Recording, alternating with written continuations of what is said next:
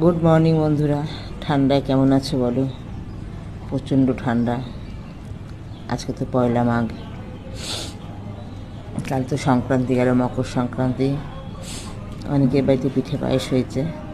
আমি প্রত্যেকবার করি, এবছর আর করতে পারিনি, সময় নেই। তা ভেবেছিলাম রাত্রিবেলা গেলে একটু পায়েস করবো, ছেলেকে বললাম।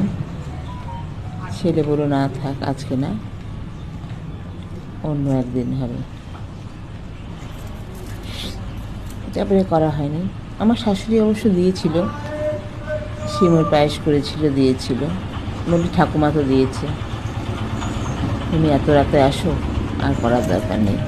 তারপরে করলি, অন্য একদিন করে দেবো। এই সকালে কাজে এসেছি। আজকে ভীষণ ঠান্ডা, খুব হাওয়া দিচ্ছে আজকে।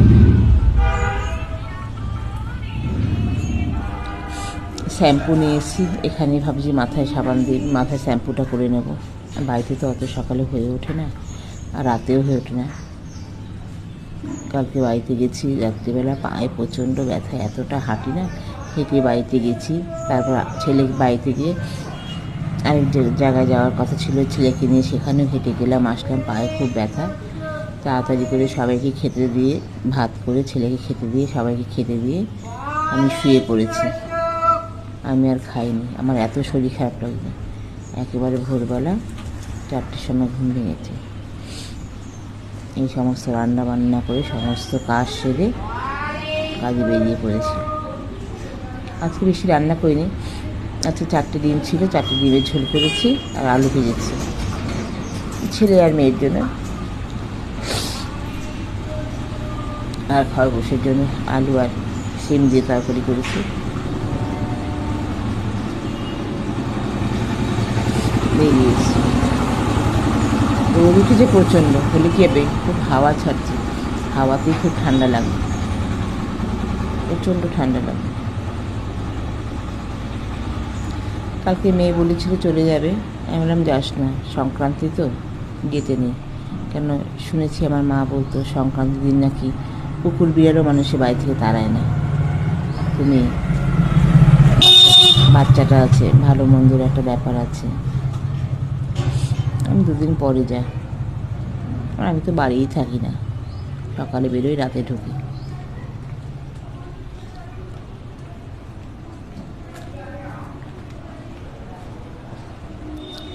কালকে মেয়ে বলেছিল মা বিকেলবেলা কাজ থেকে বেরোনোর সময় একটু মেলায় যাব। মেলায় যাবে? আমার আর ইচ্ছে করছে না, সারাদিন এত ক্লান্তির পর আর মেলায় যেতে ইচ্ছে করে না। আমি না, একদিন মেলায় গেছিলো, জামাই এসেছিলো, ওকে আর বাচ্চাটাকে নিয়ে গেছিলো, আমার যাওয়া হয়নি। আমায় বলেছিল, আমি না, আমার আর ভালো লাগে, বলে চলো না। আমি না, আর সে এনার্জি থাকে না, সারাদিন কাজের পর আর ইচ্ছে করে না যে মেলায় যাই ঠেলা খেতে। মেলায় যাওয়া মানে ঠেলা খাওয়া, হুড়োহুড়ি, পাড়াপাড়ি, কিনে তো না কিছুই কেউ, খালি ভিড় জমায়, ভালো লাগে না, যাইনি। এবছর আর পৌষ মাসে পুজো দেওয়া হলো না, সময় পাইনি, দেবো কখন, সময় বড় অভাব বন্ধুরা, সময় বার করতে পারি না।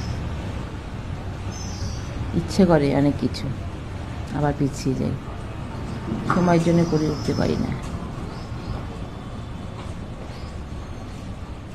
আজকে সকালে চা খেয়ে এসেছি, রোজ পাই না চা খেতে, আচ্ছা চা দিয়ে মুড়ি দিয়ে খেয়ে এসেছি। রোজ চা করে চলে এসে ভুলে যাই। কালকে রাতে যেহেতু কিছু খাইনি, খুব সকালে খিদে পেয়েছিল, তাই সকালে চা মুড়ি খেয়ে এসেছি। কি ভালো লাগছে রৌদ্রটা, ঠান্ডাও লেগেছে খুব। সকালবেলা আসি না স্নান করে, পুরো হাওয়াটা পুরো লাগবে। এত কিছু পরেছি, ভেতরে জামা পরেছি, তার উপরে সোয়েটার, তার উপরে চাদর, নিচে র্যাপার, লেগিংস, তাও দেখো ঠান্ডা লাগছে। মুখটা যে খোলা, নাক দিয়ে চোখ দিয়ে ঠান্ডা লাগে। ঠিক আছে বন্ধুরা, ভালো থেকো, সব সাবধানে থেকো, সারাদিন তোমাদের খুব ভালো কাটুক।